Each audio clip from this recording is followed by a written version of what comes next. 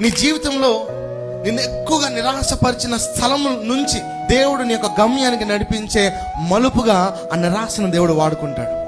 The greatest discouragement లో నుంచే నువ్వు వెళ్ళాల్సిన గమ్యానికి దేవుడు మార్గము సరళము చేస్తాడు. యోసేపుకు ఒక గొప్ప నిరాశ ఏంటో తెలుసా? అన్నలే అందరూ కలిసి చిన్నవాడైన యోసేపు తీసుకెళ్లి గుంటలో పడేయటము, యోసేపు జీవితంలో యోసేపు ఎదుర్కొన్న ఒక గొప్ప నిరాశ. దేవుడు ఆ నిరాశలో నుంచి దేవుడు మలుపు తిప్పి దేవుడు ప్రధానమంత్రిగా దేవుడు చేయడానికి యోసేపుని పట్టుకెళ్ళాడు. ఈరోజు నీకు కూడా డిస్కరేజ్మెంట్ లో ఉన్నావేమో.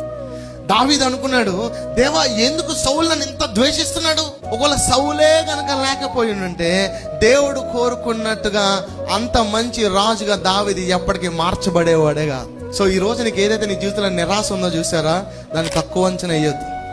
దేవుడు ప్రతిదీ వాడేసుకుంటాడండి. ఆమేన్. ప్రతి చెత్తని తీసుకొని పనికిరాని వాటిని తీసుకొని పనికొచ్చే పాత్రలుగా చేయటంలో నా దేవుడు ఎక్స్పర్ట్ అండి. ఈరోజు నువ్వు వెళ్తున్న నిరాశ మంచిదే. నిరాశలో నువ్వు ఉంటే గనక ఆ నిరాశను బట్టి ఈరోజు నువ్వు దేవునికి వందనాలు చెప్పు. ఎందుకో తెలుసా? ఆ నిరాశలో నుంచి దేవుడు మలుపు తిప్పుతాడు. ఆమేన్.